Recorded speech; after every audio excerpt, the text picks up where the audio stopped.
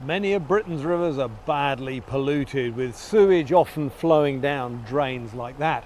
But now, citizens are fighting back with the help of some genius shed tech.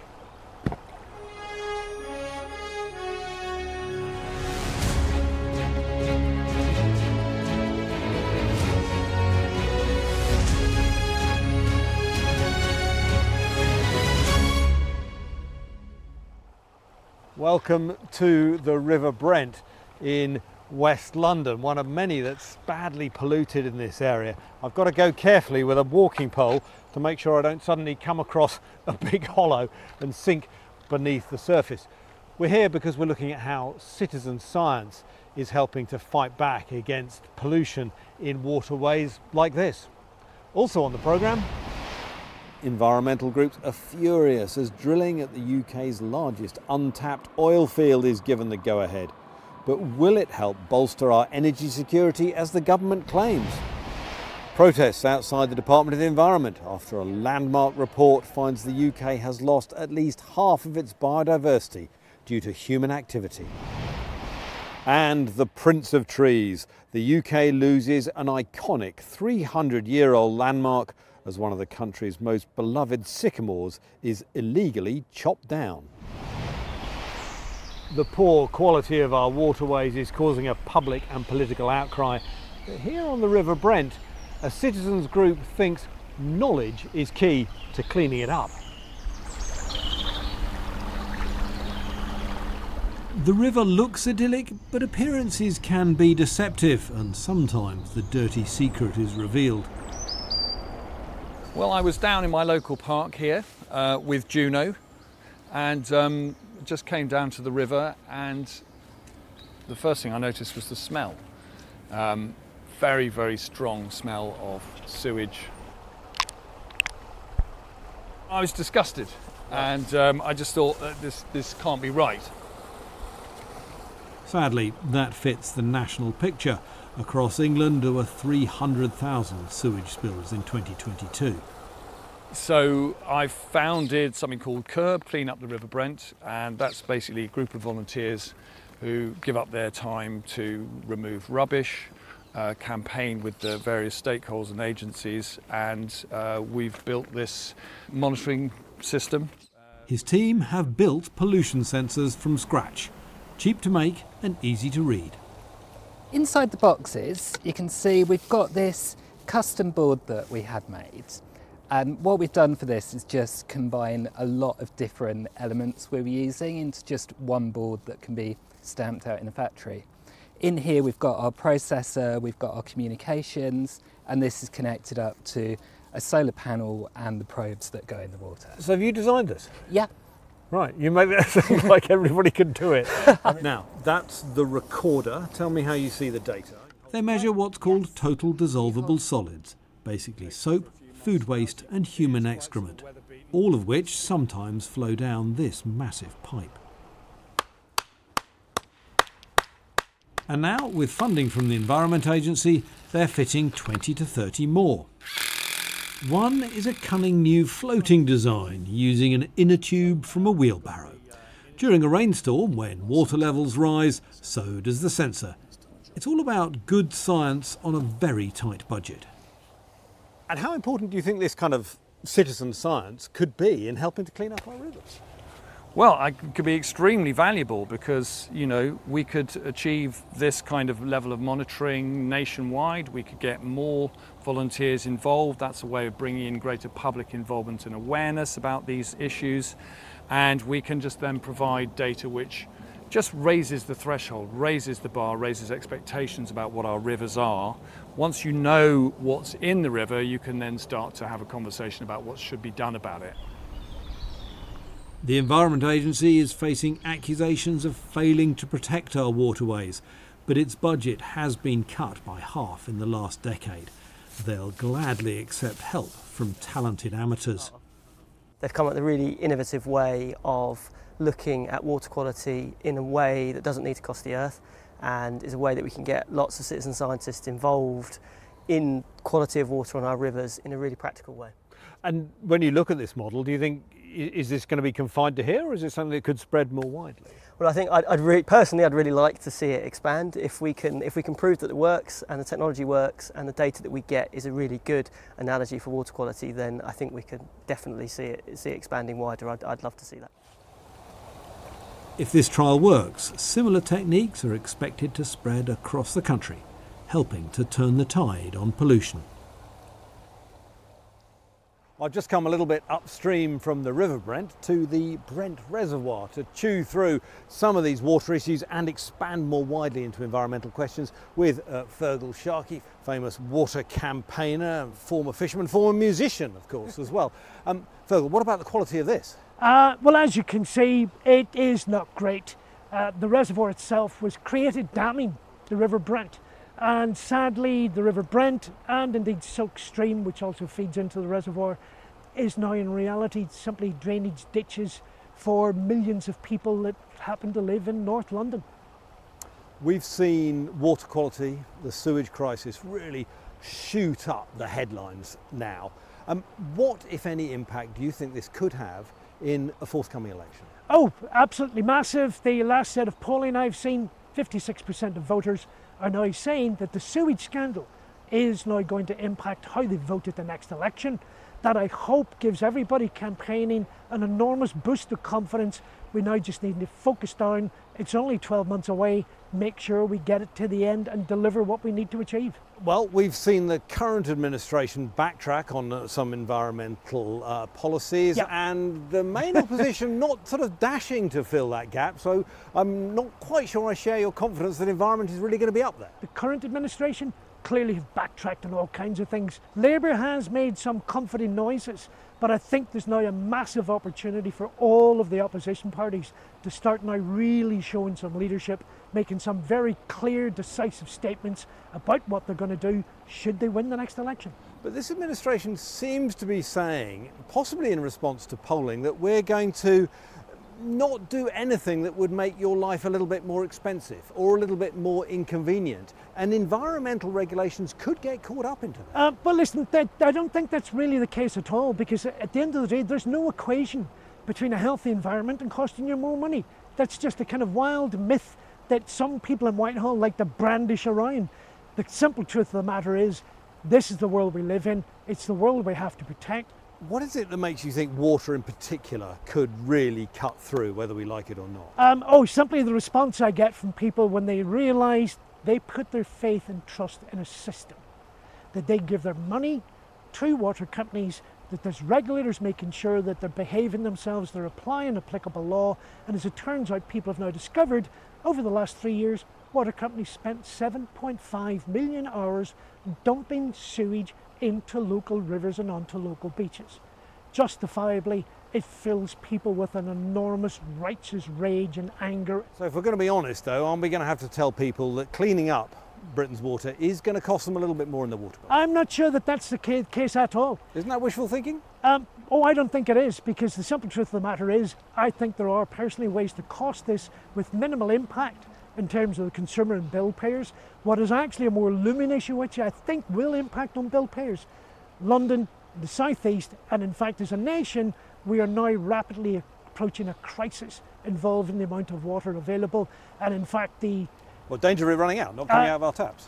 Correct. In Really? fact, as we speak, the chair of the National Infrastructure Commission is currently estimating it's going to cost £20 billion over the next couple of decades simply to keep our taps running. And there's my warning note for the next administration. You're getting into the management of the water industry, whether you like the idea or not. It's funny, as we're talking, I just got a waft of really kind of sewagey smell coming in here. It's absolutely true, I did. It was just slightly distracting.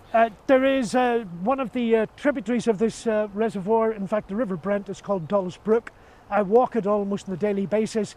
That perfume is something you just have to become conditioned to dealing with. Now, do you really feel that campaigners like yourself are making much difference? If so, how so? Well, listen, it's gone from the early days when I was getting into this. I genuinely thought, Feargal, you may actually just be one sad old man standing in your backyard howling at the moon. Well, now I can barely walk down the street with people stopping me, talking to me about sewage and about rivers. I even went to Dublin last weekend. On the other side of St Stephen's Green, a voice pipes up, Feargal, love what you're doing about the rivers. So the truth is an issue. Has it cut through? Oh, yes, it has. Let's give it not just one electoral cycle, but two. Do you think in 10 years our waters are going to be cleaner? Oh, I think we can make enormous progress, if not actually fix most of it, within that kind of time frame. This really is doable. We just need to have the want and the ambition and the vision to do it. And that's the easy part. Well, we know plastic is a very common pollutant in our waterways, and this weekend the government in England moved to ban certain single-use plastics. From now on, you'll be eating your takeaways off stuff like this, cardboard plates and wooden cutlery, as businesses adapt to use more environmentally friendly materials. Sky's Lisa Dowd reports. For Ballysing, everything is going up. The cost of fish, oil, electric and gas, and now this. These were the traditional foam cups that we used to use for our curry sauce, mushy peas and our gravy. And these are the new cardboard ones. By law, he has to swap, costing him nearly £1,000 a year. I agree with the change. We need to be more sustainable to look after our planet. But it is a lot for us because it's a small business. We've got to make a change so quick. It's all of a sudden. England uses 2.7 billion items of single-use cutlery every year, most of which are plastic. If all that cutlery was lined up, it would stretch around the world more than 8.5 times. The average person uses 37 single-use pieces of cutlery and 18 single-use plastic plates every year. Plastic pollution takes hundreds of years to break down, damaging oceans, rivers and land. The Westminster government has already banned plastic straws, stirrers and cotton buds. The carrier bag charge has taken billions out of circulation. But the recent changes to when the UK will hit net zero targets has infuriated environmentalists. You can't tackle the climate crisis without tackling the plastic crisis.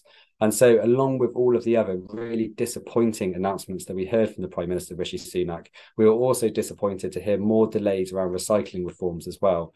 While pre-packed food is exempt from the ban, there'll be incentives for producers to use packaging that can be recycled. Lisa Dowd, Sky News.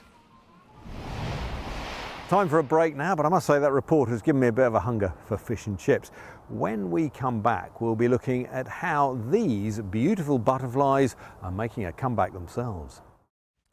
Well, this week saw a contentious new chapter in the UK's North Sea oil story, with regulators, in effect the government, giving approval for drilling in the Rosebank oil field in choppy deep waters to the west of Shetland. It is the UK's largest untapped oil field.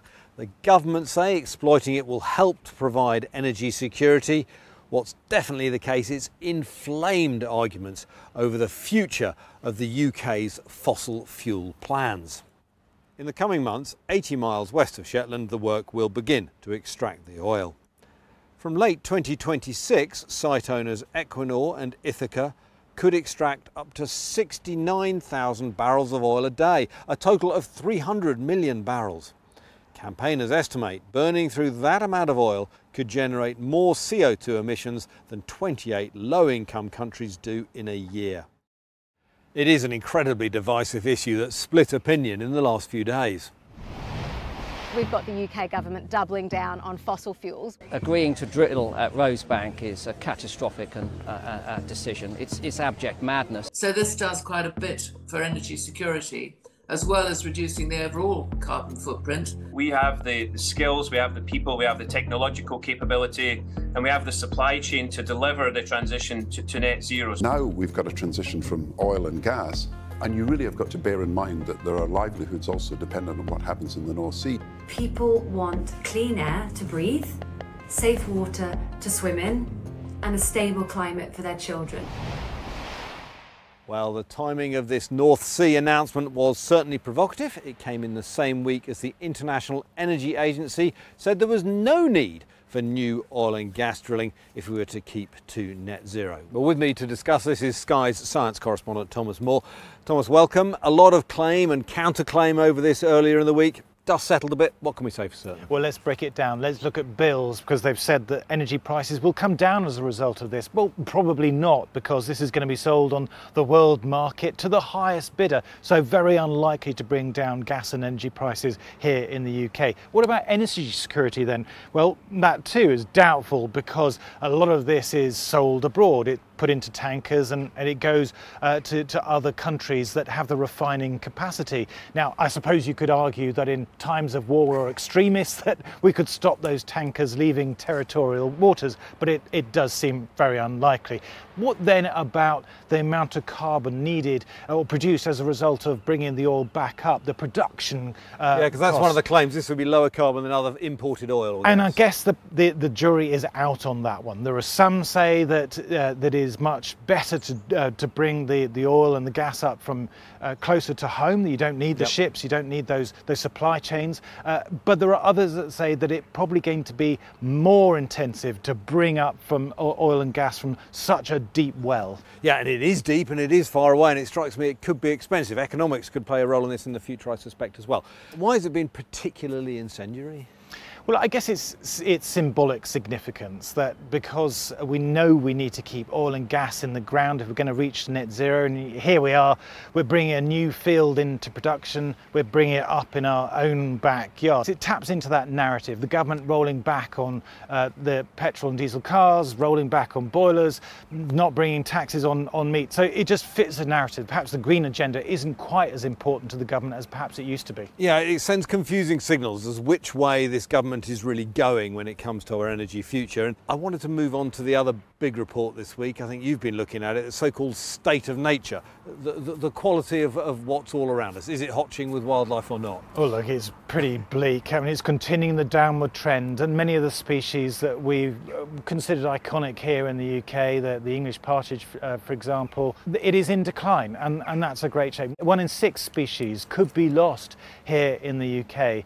It's birds that are really taking the hit, so the skylarks, the other birds that used to be quite common on farmlands have been particularly badly affected, and farmland does have a big part in this. The farmers are catching the blame here, aren't they? It's intensive agriculture. Yeah. It's not a space for wildlife, because for so many decades it has all been about producing food, and there are the signs of hope.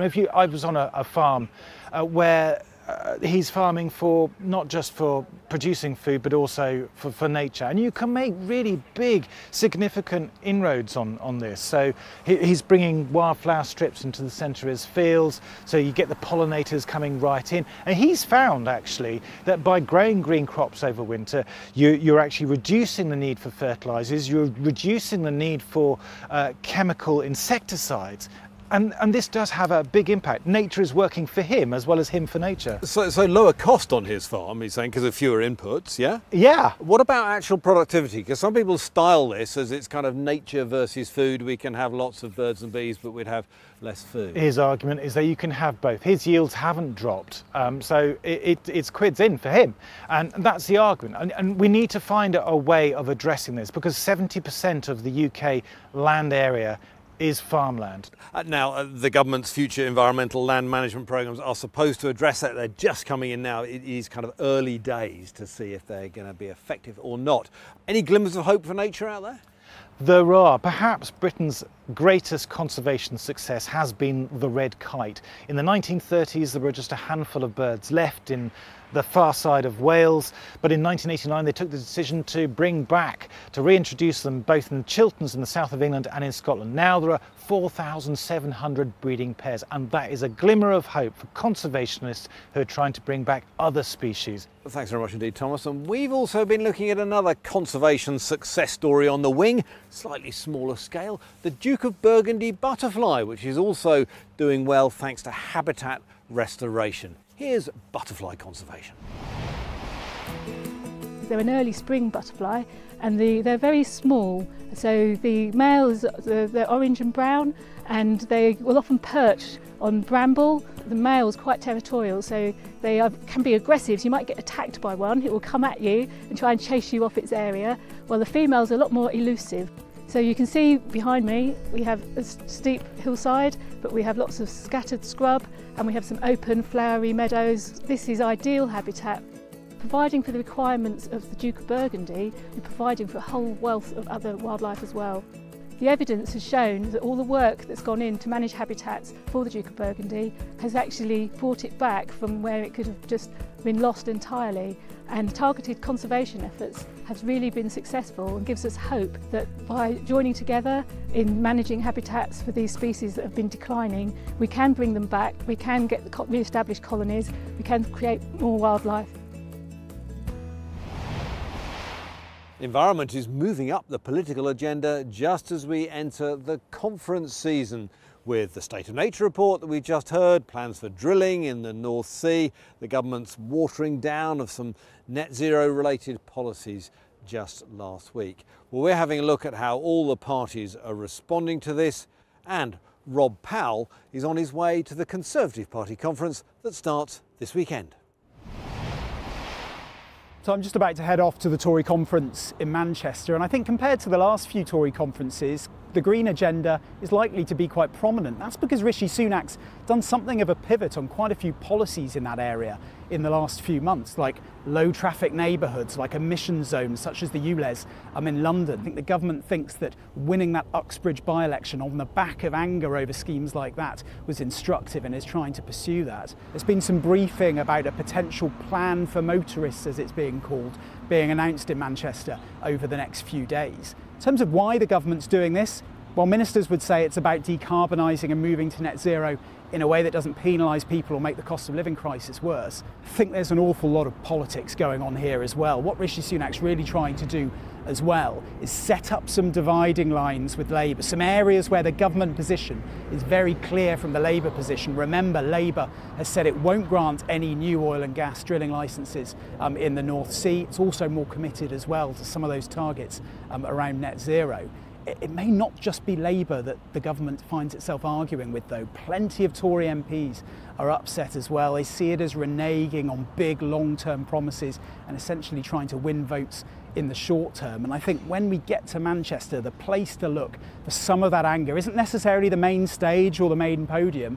It's probably some of the fringe events going on around the outskirts of conference, those debates and discussions where MPs often speak a little more freely. There'll be plenty to talk about, and I'll speak to you from Manchester.